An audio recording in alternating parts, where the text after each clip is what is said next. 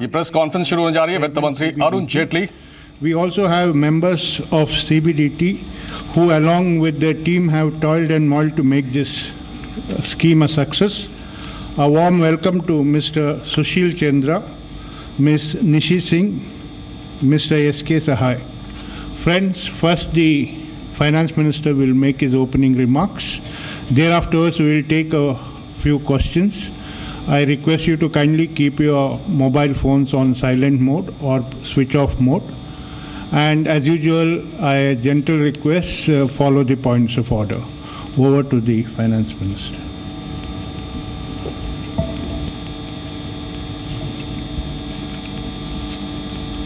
पिछले 2-2.5 वर्षों से कई ऐसे स्टेप्स हैं जो सरकार ने और विशेष रूप से रेवेन्यू डिपार्टमेंट ने उठाए हैं इस उद्देश्य से कि ये देश अधिक से अधिक टैक्स कंप्लायंट बने और टैक्स इवेजन या अवॉइडेंस अपने आप में समाप्त हो। सबसे पहले आपको याद होगा कि एसआईटी का गठन का सुप्रीम कोर्ट का आदेश था। सरकार का पहला निर्णय यही था कि उसको गठित किया गया। एसआईटी की एक सिफारिश थी कि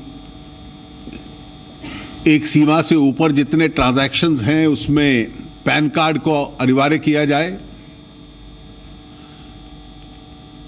उसके बाद उनकी एक सिफारिश थी कि कुछ इस प्रकार के टैक्स फ्रॉड्स हैं, केवल टैक्स इवेजन नहीं लेकिन कई प्रकार के टैक्स फ्रॉड्स हैं, उनको पीएमएलए के लिए प्रेडिकेट ऑफेंस बनाया जाए। वो बनाया गया।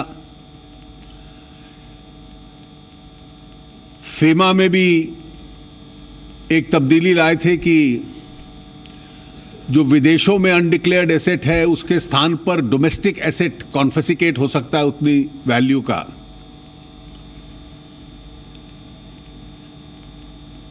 विदेशों में जो पैसा लोगों ने रखा हुआ था गैर कानूनी तरीके से, ब्लैक मनी लॉ लाया गया कि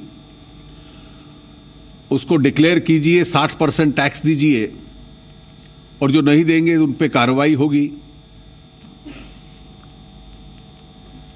बेनामी एक्ट पूरे रूप से बदला गया जो कई वर्षों से पेंडिंग था कि जो बेनामी प्रॉपर्टी होगी वो वेस्ट कर जाएगी सरकार के अंदर, क्योंकि जो बाहर पैसा साधन पड़े रहते हैं गैर कानूनी तरीके से उसमें अंतर्राष्ट्रीय सहयोग और कोऑपरेशन चाहिए होता है। तो यूनाइटेड स्टेट्स के साथ फटका का अरेंजमेंट हस्ताक्षर किए गए। मॉरिशस ट्रीटी को बदला गया कि राउंड ट्रिपिंग ऑफ इन्वेस्टमेंट ना हो। अब उसका कॉन्सिक्वेंशियल इफेक्ट और ट्रीटीज पे भी पड़ेगा। स्विट्जरलैंड के साथ ऑटोमेटिक एक्सचेंज ऑफ इंफॉर्मेशन का समझौता सरकार ने किया।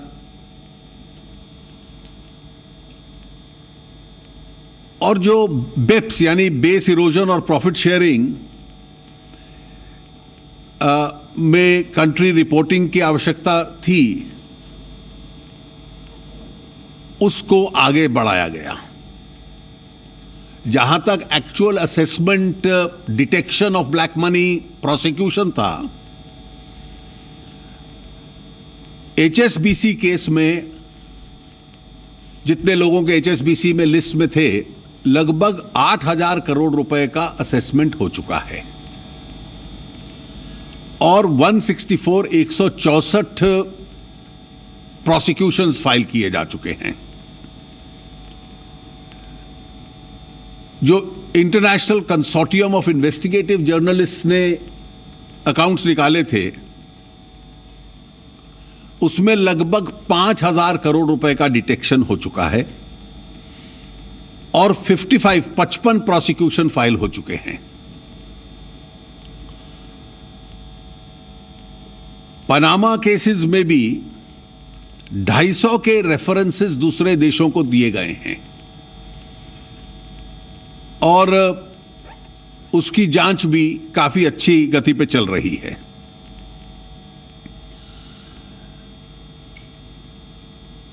जो एक्चुअली हम लोगों ने सर्चेस वगैरह किए उसमें ₹56,378 करोड़ यानी 56,378 करोड़ अनडिटेक्टेड इनकम निकली है और एक्चुअल कैश सीजर जो हुआ वो लगभग 1986 करोड़ का 1986 करोड़ का हुआ है।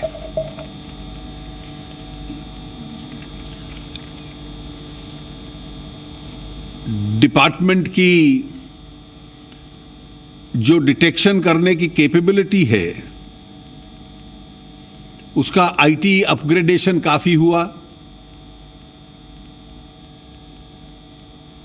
और लगभग 16,000 करोड़ रुपया रिसीव किया डिपार्टमेंट ने। जो लोग रिटर्न्स ही फाइल नहीं करते थे, नॉन फाइलर्स थे, उनकी डिटेक्शन के माध्यम से। इसी प्रयास का एक और पहलू था जो हम लोगों ने बजट में अनाउंस किया था कि इनकम डिस्क्लोजर स्कीम सरकार लाएगी और वो इनकम डिस्क्लोजर स्कीम हम लोग लाए थे जो 1 जून को आरंभ हुई और कल रात्रि को 30 सितंबर को समाप्त की गई। इस स्कीम में जिन लोगों ने डिक्लेरेशंस किए हैं उनकी आइडेंटिटी हम लोग डिस्क्लोज नहीं करेंगे और कुछ कंडीशंस थी जिसके तहत व्यक्ति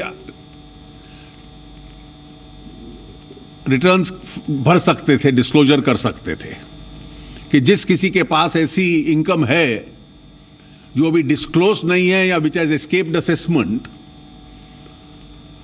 मैंने पहले भी कहा था कि ये इम्यूनिटी स्कीम नहीं है।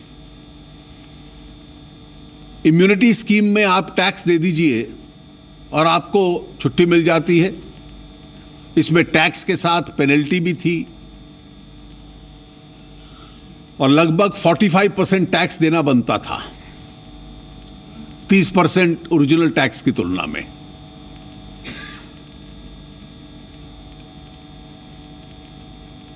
मतलब अगर मैं तुलना करूं तो 1997 की जो स्कीम थी उसमें सिंपल टैक्स था और वैल्यू एसेट की 10 साल पुरानी थी। तो जो रियल रेट ऑफ टैक्स था अगर 10 साल पुरानी वैल्यू ले ली जाए तो बहुत कम हो जाता था। हम लोग नहीं चाहते थे कि जो लोग नॉन कंप्लायंट रहे हैं उनको कंप्लायंट लोगों की तुलना में बेहतर टर्म्स दी जाएं। That would be a discrimination against the tax compliant people. So the non-compliant had to pay more. Under the 1997 scheme, the non-compliant were paying much less. कल रात को यह स्कीम बंद हुई है और अभी तक क्योंकि इसमें ऑनलाइन डिस्क्लोजर्स भी थे और मैनुअल डिस्क्लोजर्स भी थे। कुछ डिस्क्लोजर्स का जब मैं आपसे अभी बात कर रहा हूं तो अभी उनका टैबुलेशन नहीं हुआ है and those have to be verified. तो जब उनका वेरिफिकेशन होगा और टैबुलेशन होगा तो जो मैं फिगर देने वाला हूं आपको इसका थोड़ा सा अपवर्ड रिवीजन वो कितना होता है it depends on the verification of what is still pending. वो बाद में हम लोग जब टोटल हो जाएगा तो आपको जब उचित समझेंगे तो समय पर उसका डिस्क्लोजर दे देंगे। अभी तक जितने टैब्यूलेशन किए हैं उसमें जो डिक्लेरेशंस आए हैं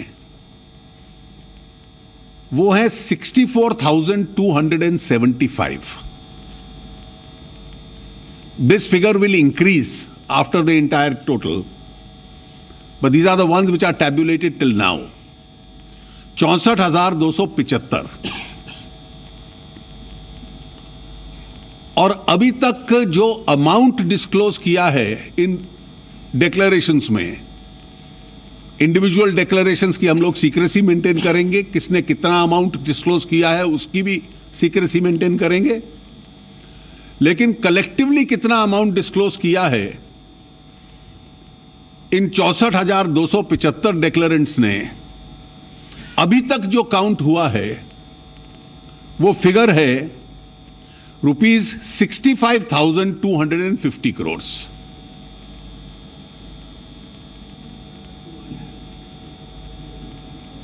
₹65,250 करोड़. तो मैं एक बार फिर रिपीट कर देता हूं, जो अभी तक टैब्यूलेट किए गए हैं 64,275 declarants, and the amount they have so far disclosed is 65,250 crores. मतलब अप्रॉक्सीमेटली अगर हम एवरेज लें तो 1 करोड़ रुपया पर डिक्लेरेशन आता है, कुछ का कम होगा कुछ का ज्यादा होगा, लेकिन that is the average quantum per declarant so far amongst those tabulated. Now this figure I am repeating could be revised upwards once the final tabulation is done. So please take it only as tentative. और ये ध्यान रहे कि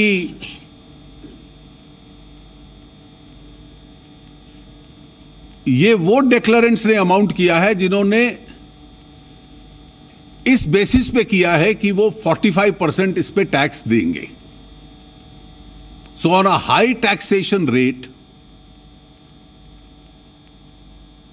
this is the quantum of amount which has so far been disclosed. इसके बाद जो final tabulation और verifications के बाद, क्योंकि कुछ केसेस में वेरिफिकेशन भी आवश्यक है, इसलिए उस वेरिफिकेशन के बाद जो फाइनल फिगर बनेगा वो सीबीडीटी की तरफ से आपको दे दिया जाएगा. मैं रेवेन्यू डिपार्टमेंट का, सीबीडीटी का, इनके सभी अधिकारियों का जिन्होंने बहुत मेहनत की है कि इस स्कीम को सफल बनाने में, उनका अभिनंदन करता हूं. और इससे पहले के भी मैंने जो तथ्य बताए हैं कि इसके अतिरिक्त जो इनके एक्शंस में आया, असेसमेंट से आया, कोअर्सिव एक्शन से आया, अलग अलग स्कीम्स के तहत आया, और जो फॉरेन अकाउंट्स की इंफॉर्मेशन आई उसके तहत आया, that entire amount is over and above this. इस सारे का एक परिणाम तो हुआ है कि ये एक महत्वपूर्ण कदम है. It's an important step towards more and more people becoming tax compliant. And that I see as a positive development. Thank you. Will you take some questions? Let's start with 23. Yeah. Sir, मैं Lakshman CNBC आवाज़ से, जो अलग अलग report आती रही है कि भारत में सालाना ब्लैक मनी का जनरेशन इतना होता उतना होता है, उसके लिहाज से आपका ये 65,250 करोड़ को आप कितना सफल मानते हैं इस योजना को? देखिए, अब इसका अंदाजा लगा पाना, दीज आर ओनली असेसमेंट्स कि कितना पैसा जनरेट होता होगा, लेकिन बहुत बड़ा हमारे देश का स्वभाव टैक्स कंप्लायंट होने का नहीं था, और इसलिए जितने भी ये कदम उठाए हैं ये उस दिशा में थे. और 45% टैक्स पे एक चीज क्लियर है, जब एवरेज डिक्लेरेशन 1 करोड़ रुपए की है तो इसमें कहीं छोटा ट्रेडर नहीं था, जैसा कि कुछ लोग गलत अनुमान लगा रहे थे। These were people with significant resources. और इसलिए इतनी बड़ी संख्या में 8 फिगर डिक्लेरेशन करने वाले लोग आए, इसका मतलब एक सीमा से ऊपर वाले लोगों में टैक्स कंप्लायंस की ओर लाभ रहेगा, ये उनको अंदाजा लगा है। और मुझे लगता है कि it's a very good figure, and if you take it as a part of all the steps that this government has taken cumulatively, these are very significant amounts. Sir, I'm Ruchi Bhatia from ET now. Sir, if we do the differentiation, which are the states where we've seen the maximum number of people coming and declaring income? And also, do you think it is because of the searches that were conducted this time around? This number of searches have gone up 8 times. Do you think it is the fear that was inculcated by the taxmen in? Well, I'll leave it for your assessment whether it is the respect for the law or the fear of the law. Yeah, Timsi. Well, I think we'll give information which is only necessary, because it's one of our solemn commitments not to disclose identity in relation to taxation proceedings of individuals, and therefore any detailed information which gives clues about possible declarants or assessees, it may not be fair for us to make a comment. So where do you plan to tax? The What is tax the money, money which has been collected in the IDS, what is the plan to use this money for? there is only one consolidated fund of India. Okay, it will go under that. And is there any specific area where you feel that the new steps for curbing black money should be taken? No, these are all monies which are going to be used for larger public welfare. We have a lot of money to spend need a lot of money on the social sector schemes. We need a lot of money to be invested in rural India. And therefore, more the resources with the government. At the end of the day, if we become a completely tax compliant nation, we'll have so much resource to spend on India's poor and India's villages. Well, I can't announce any measure today. Yeah, Deepshika. So just follow up to what she asked on the use of this money. Your party had promised that a certain amount would be transferred to can be transferred to people's bank accounts. Would that be used? Well, I think this money goes into the Consolidated Fund of India and is collectively used for public welfare. Sir, just wanted to ask one question, that you compared it to the 1997 scheme. Now that the money has been collected, what is the actual tax which will be gained by the government? You see, on the it? And final figure which is reached, the tax will be 45% of that. In 1997, the taxation figure was about, the tax collected was 9,760 crores, and the average per declarant under the 97 scheme was 7 lakhs, which is about 1 crore.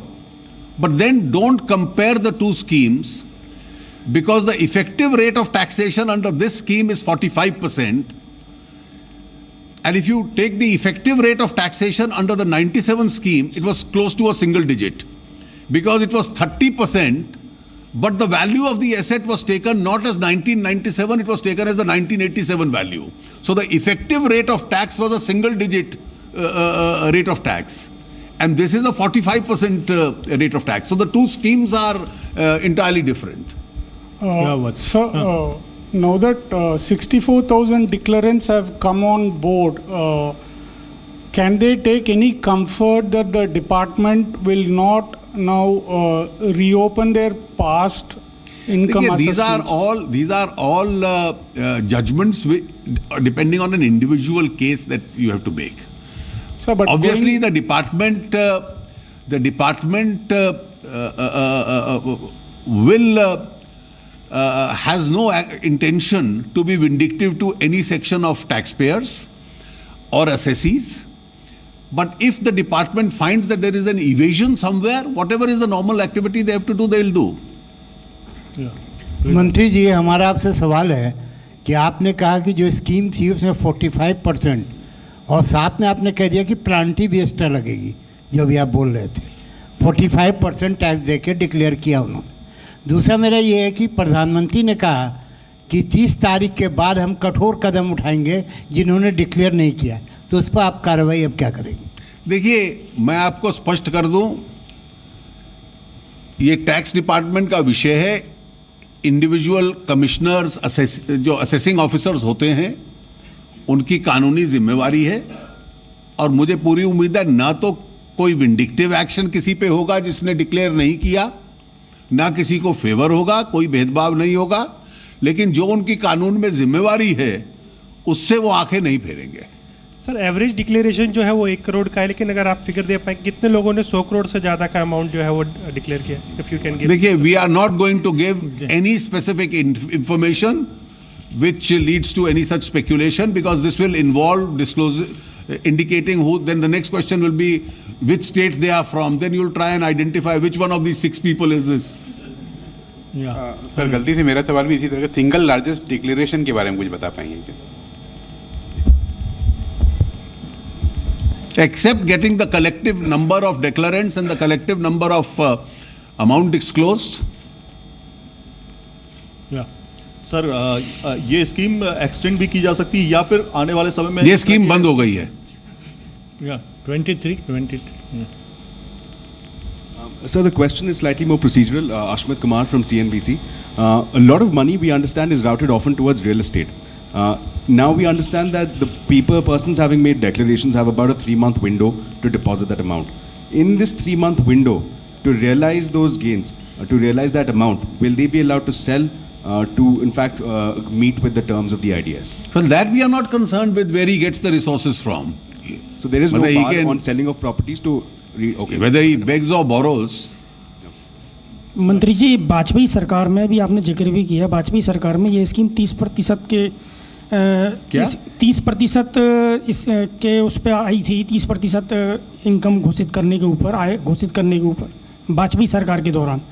आपने बताया था वाजपेयी सरकार के दौरान ये scheme 30% थी, 30% स्वैच्छिक घोषणा करने की आय की, ये आपने 45% की, इसमें 65,000 करोड़ आए हैं।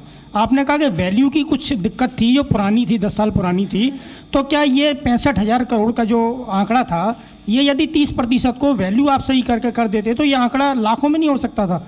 और दूसरा, काले धन का जो मामला था, ये 65,000 करोड़ आयकर विभाग के पास आ गए, तो क्या इस आंकड़े को और बढ़ा के ये स्कीम को हमने विचार करने के बाद इसको 45% रखा था।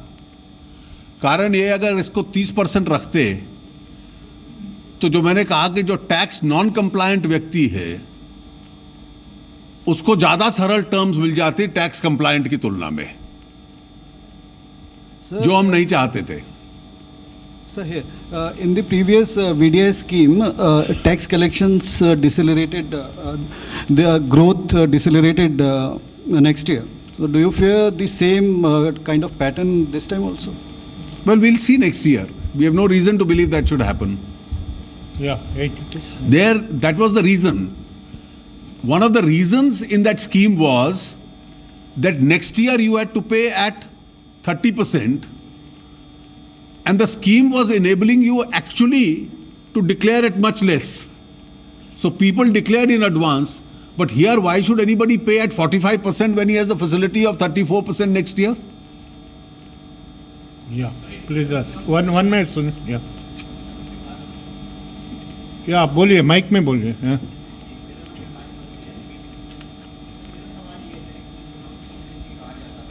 विदेशों में कालाधन ज़्यादा है और देश में कालाधन कम है, लेकिन जो आइडियाज 2016 का आपने जो अनाउंसमेंट किया है और जो आउटकम विदेश, ये किसी ने नहीं कहा कि देश में कम है। Next question. Sir, the last question. Yeah, last question. Sir, in real terms, in terms of valuation that you make, you keep referring to the 1997 scheme of Chidambaram's, and today, 2016, there's nearly a 2-decade gap. You made 67,000 crores, that was 33. Are you very satisfied? Do you think this is a good step forward, or would you have expected far much better tax? No, we had no targets. And I am not comparing the two because the two schemes are entirely different. You are absolutely right, even the periods were different. The rates of taxation, effective rates of taxation were different. So I am not making any comparison on that score. We had no targets, but to collect at 45%, to have these kind of declarations, I think it's a positive step because more and more people in the higher tax income are wanting to become more and more tax compliant. This is the message that you get back.